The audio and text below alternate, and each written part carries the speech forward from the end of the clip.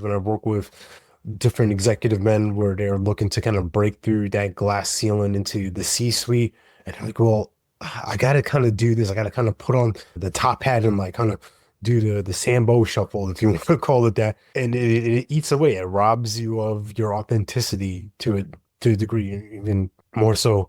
It's hard to enjoy the success, right? I think that's a part of what my work and what other leaders in my collective are doing with. We got to show up as who we are. And if that person doesn't accept it, if that person or that group or managers, whatever, they aren't receptive to that, that's their problem. That's You right. get to be who you are. You get to say what needs to be said, right? You get to speak up and stand out for yourself.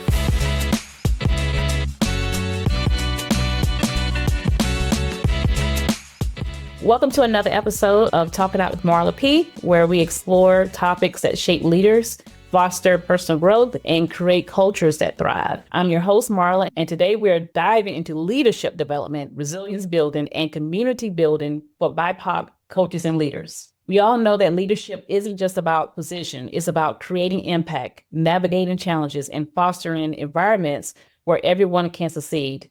To help us unpack this, we're joined by a truly exceptional guest, Alex Dumas. Alex is a renowned leadership expert, communication specialist, and resilience coach who worked with hundreds of business owners, helping them become win-win communicators and build winning team cultures.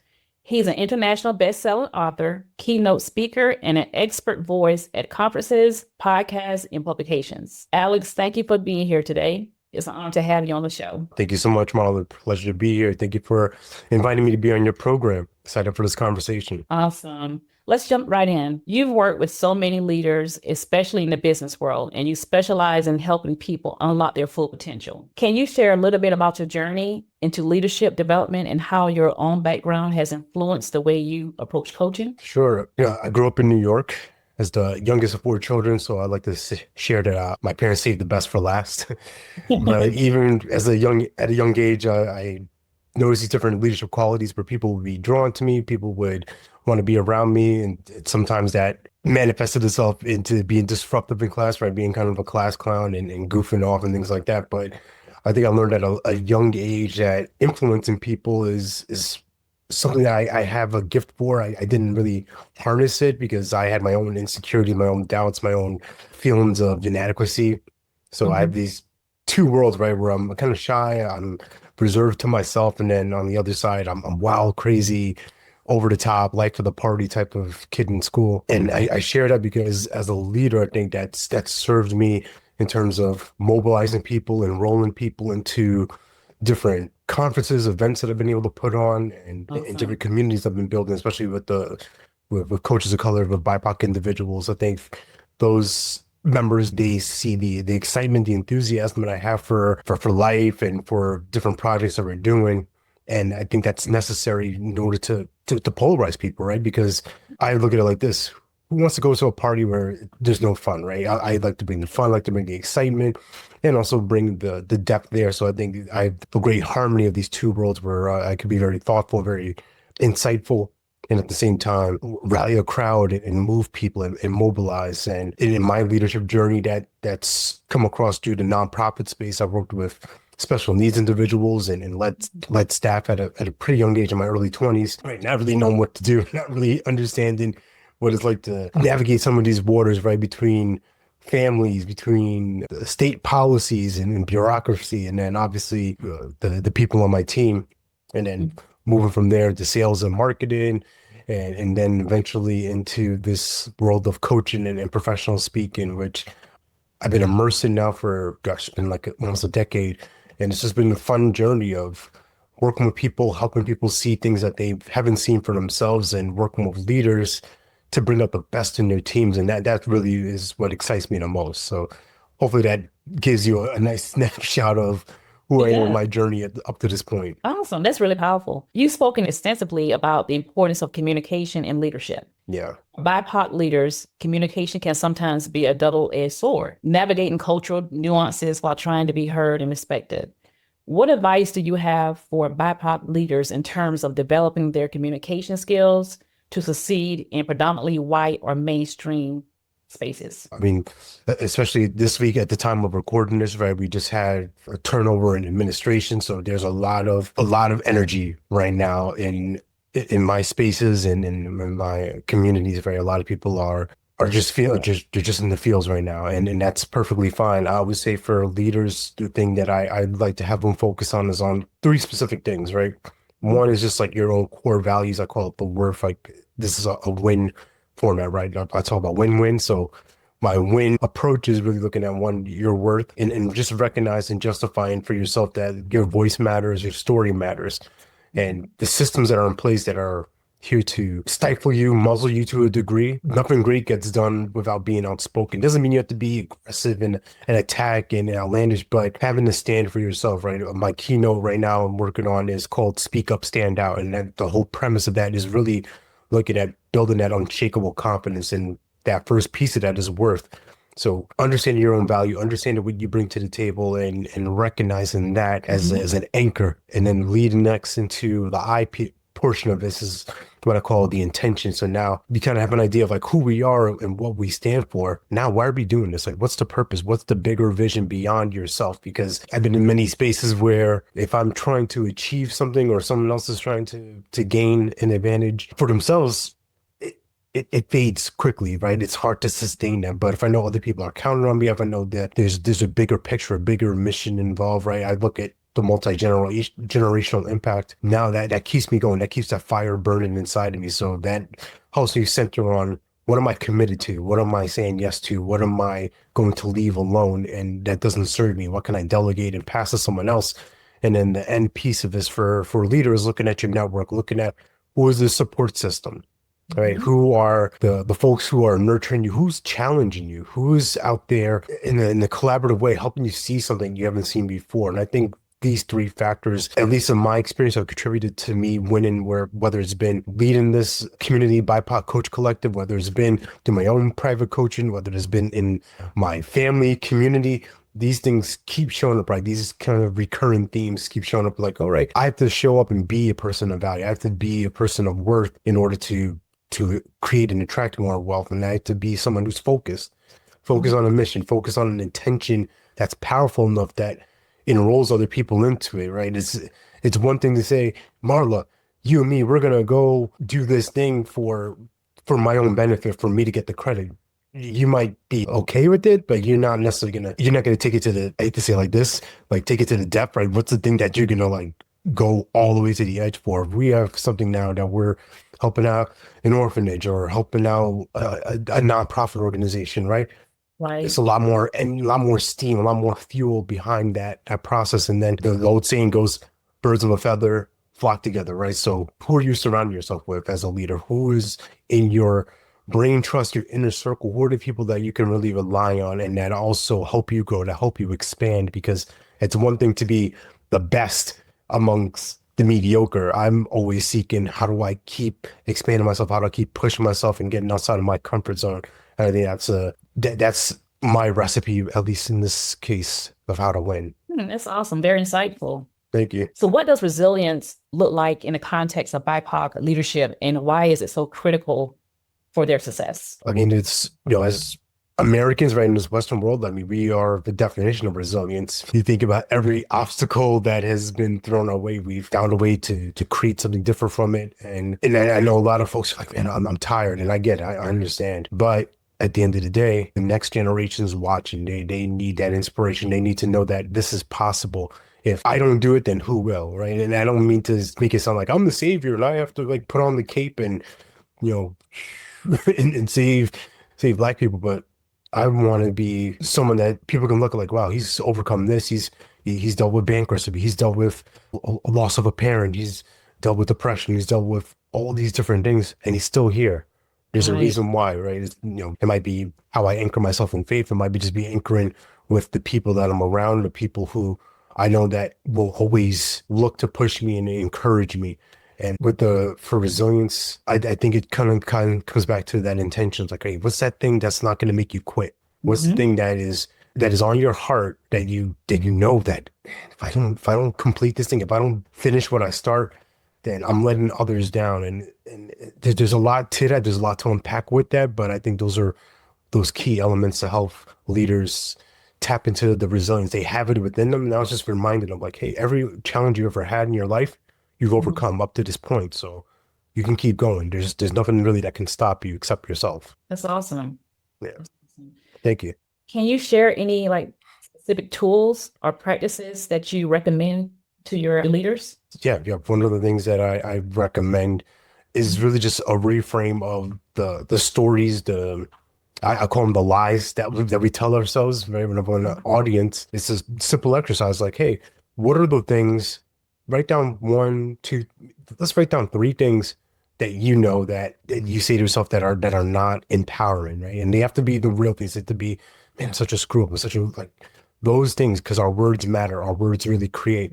And whatever those things are, now we get to strike through like on like Microsoft Word, right? You get to strike through that, cross that out, and get to recreate, or like, who are you really? Who is that I am? And that might sound something like this, like I am powerful, I'm an overcomer, I'm an achiever, whatever it is. And these things are not just like vanity things, right? Mhm. These have to be tangible things that you know about yourself that are true, and also attach it to things that you do. So for myself, I know that, I'm a powerful connector. And Right.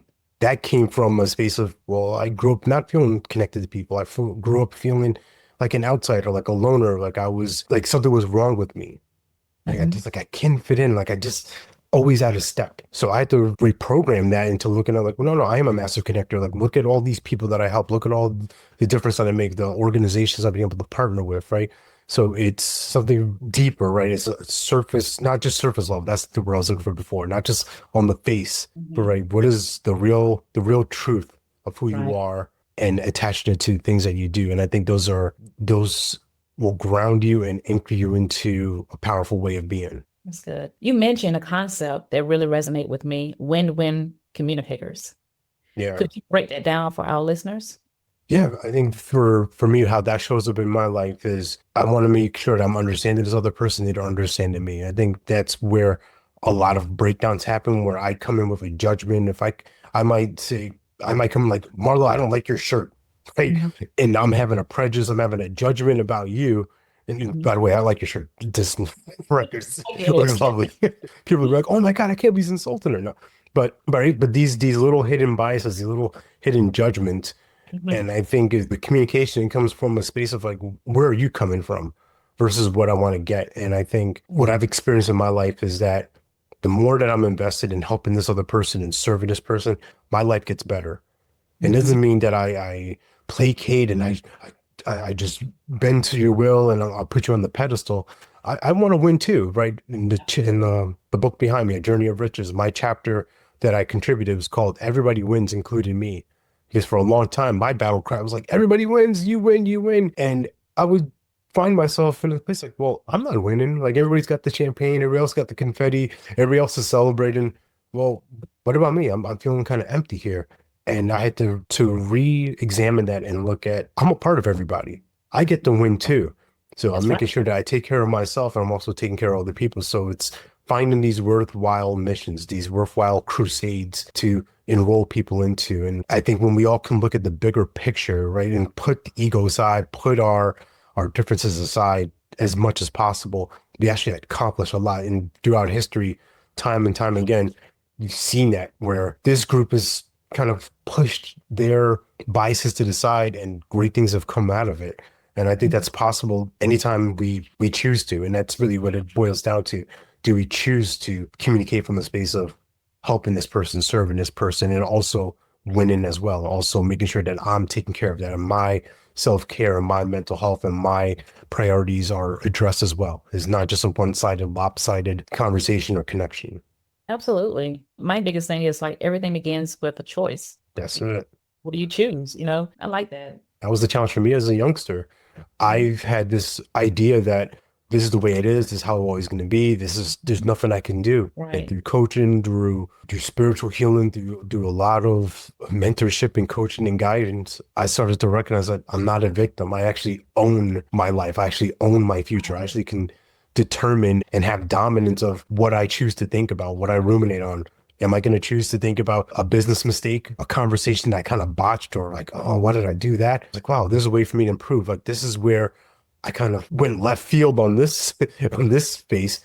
Now it gives me an opportunity to come back and clean it up. And I think taking part personal responsibility is one of the best gifts that anybody can do. And for leaders, especially leaders of color, taking responsibility for ourselves, not blaming this group or this person, not absolving them, not excusing it, but Mhm. recognizing, all right, that's how they've done it. That's how they thought. Now, what are we going to do about it? What do we want to create given this situation? That's true. Very good. Very good. So, how have you seen peer networks, mentorship, circles, or community groups play a role in the success of BIPOC leaders? My goodness, with the group I mentioned before, a BIPOC Coach Collective, Mhm. when I first was introduced and became involved with the group in late 2020, like September or so, 2020, right away, it was just like, it felt different, just felt like home. And I felt that this is a place that I could just, I don't have any hair, so anybody listening, like I'm bald, but it's a place, metaphorically, you can let your hair down and just like be yourself and not have to code switch or feel like you're putting on the front. And for anybody who's walked into our community, whether we've had our open houses monthly or just interact with some of our champion members, it's a pretty consistent recurrent thing where people are like, wow, this just feels good, this feels right.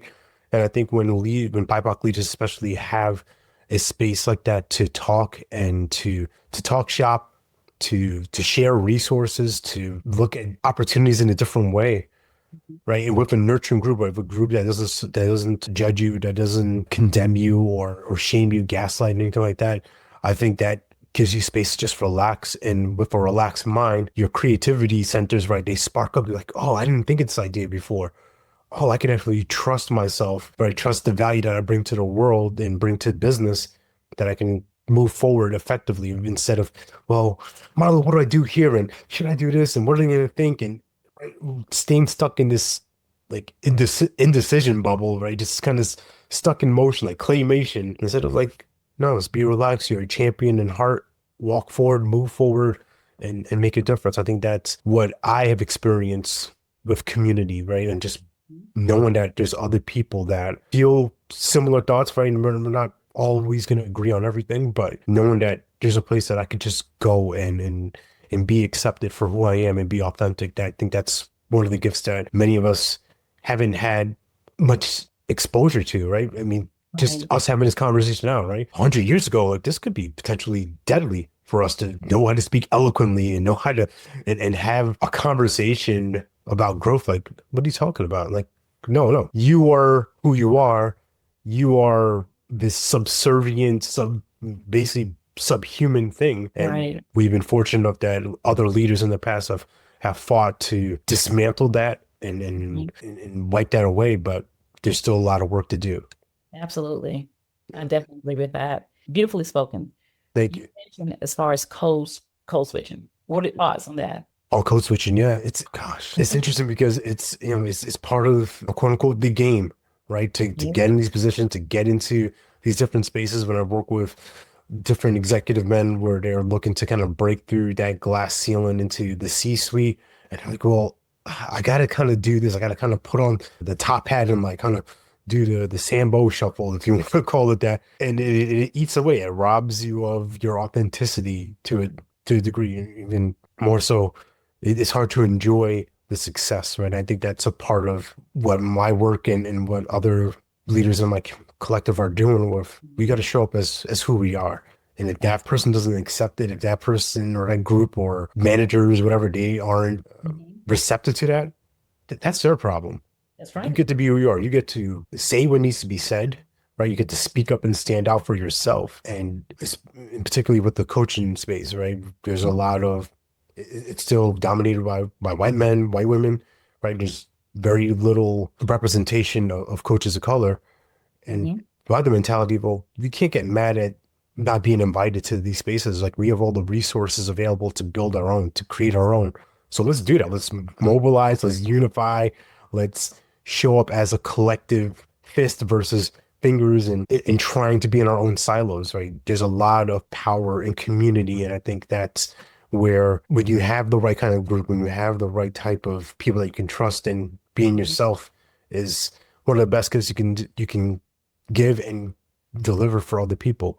So for anyone who's in the corporate space, but like, man, I can't really say the things I want to say, I would encourage you to speak up, right? That's right. To not let yourself be silenced and not let yourself be just another brick on the wall, right? Or just a name on a spreadsheet. You have your story matters, your voice matters, and I think it's worth hearing. Absolutely. Absolutely. What steps can we take both individually and collectively to create more inclusive and empowering spaces for BIPOC leaders to rise? Yeah, I think for what I mentioned before, for us leaders, if there is no spaces, if there is no opportunities, then we got to create it. We have to be responsible and take the ownership of building that for ourselves. Because at the end of the day, if we don't, who will, right? No one is thinking about, man, we should really help these people out. Like there are some, right, there are allies, there are those individuals, but their vested interest isn't the same, right? It'd be like the same, like for me as a man, champion women's rights. I have wonderful women in my life, but it's different. I don't have that experience to say, to really bang the hammer and knock down these walls, right? There's only so much understanding I have, and then I get that from the other side, right? It's like, well, I'm not a person of color. Like, how do I do this? How do I contribute? How do I help? Well, you continue to be the person that champions when these people are not in the room, when you're hearing these microaggressions, when you're hearing these subtle digs and things like that. You get to be the person like, no, that's we don't stand for that. That's not what we're going to do. What we're not going to do is allow this to continue. And for BIPOC leaders, right, looking at what's available to you right now, what are the resources, and where do you need help? And coaching can be a part of that. Community is always, I'll always bang, you will always see me shout up from the mountaintops like, hey, who's in your network? Who are the people that you're with and who can help you? And I think when we get to that place, that's when great things can happen. If I try to do everything by myself, or I try to mobilize people all on my own, like, I'm gonna run out of energy pretty quickly. I need other people to move the movement as well. Alice, thank you for this inspiring conversation. Thank you for these great questions. I really appreciate it. What's next for you? What's next for me? For me, what I'm excited about is just continuing to speak on more stages and associations, podcasts like this. Potentially can not being potentially. I'm still writing. I'm gonna be writing to more different ebooks, just ways to serve different BIPOC leaders, and also with the BIPOC Coach Collective, just continue to expand our membership, continue to deliver more value for our champion members, and just do my best to be a good father and good husband. And if I can do these things, then God will be like, hey, good job, faithful servant. You stewarded these gifts well. Good job. Keep going. Awesome. And you're an author. Yes. But A Journey of Riches. Yeah. Journey of Riches, the power of self-discovery. So I was fortunate enough to contribute a chapter to that last year. And that was an interesting process of essentially putting my life story into roughly 5,000 words, which is a challenge in itself, right? Just rehashing some things, opening up some old wounds, but also looking at the lessons, looking at the insights from a childhood where, like I mentioned before, kind of feeling isolated, disconnected from people, feeling like I was invisible, having some challenges as a teenager and young adult with substance use, depression, moving on to finding my wife, and my life turning around and having professional challenges, the loss of my mother almost 10 years ago, failing in business, and then reinventing myself, rebuilding, right? Like a phoenix from the ashes, finding speaking, finding coaching, recognizing that, oh, I have a voice from someone who didn't want to speak as a kid, from someone who was really shy and intimidated and didn't want to let people in, right? I kept people at arm's length. I was friendly, I was personable, but as far as getting close, like that was out of the question. That wasn't happening. Right. And now being on platforms like this, like telling people about my life and hoping that maybe this inspires someone out there who's like, man, I don't really have anything to add to the world. I don't have any value. Well, I'm coming from a place where I felt like dirt. I felt like nothing, like trash. But I found gold. I went for the gold. I found treasure within myself. I found value and worth within myself. And then that transforms itself into a commitment of, who else can I help? Who else can I make a difference for? And then the major question is, who around me can help me do this? Because if I try to do this by myself, it's nearly impossible. Yeah. So I got to find people. And that story is the first chapter in this book, which I was honored that the publisher saw enough value in what I had to share, right? Because that's a lot of pressure. Most people, you go through chapter one of a book, it either makes it or breaks it. So Right. I'm sending it off. I'm kicking this off, and been fortunate that there's been a lot of great reception to that. And as a result of the book, the proceeds from Amazon, we were able to support an orphanage in Bali, Indonesia, where one of their homes, we were able to, from the proceeds from the books, they were able to repair a roof. And that some people are like, oh, that's no big deal. Like, well, if you've been to a third world country before, having something fixed, having something new, that's major. That's not something to sneeze at. So I'm just excited I've been able to be a part of these different projects and other philanthropic endeavors. Oh, yeah. And congratulations on, Thank, your endeavors. thank you. That is awesome. Is there anything else you would like to discuss that we haven't spoken of? No, I think we're pretty completed this moment. I just want to thank you for your insightful questions, for the preparation that you've put into this. Because I interview people on a separate podcast for the collective, so I know what it means to have somebody to arrange and schedule and put things together and package and produce something. And this is a valuable conversation that I hope that someone out there will get a lot of value from and hopefully get inspired to do something with. So thank you, Marla. Oh, you're welcome. Of course. Do you have any final thoughts for my audience? Yeah, the final thought I would just share this is something that I say on my own personal daily podcast called Love Serve Care. It's my final thoughts, and the Mhm. thing I share with people is just a reminder that you are born to live your life in abundance, that you are the master of your future, you control your freedom, and you have complete dominance of your thoughts, your emotions, and your habits. And if for a person who's watching this or listening to this, if you can really embody that and hear that in a way that can propel you and help you advance in your life, then that'll be the biggest thank you that anybody can give to me. Perfect. Thank you so much. And thank you again, Alex, for sharing your expertise with us. And it's been a privilege to have you on the podcast. Much appreciated. Thank you, Marla. Not a problem.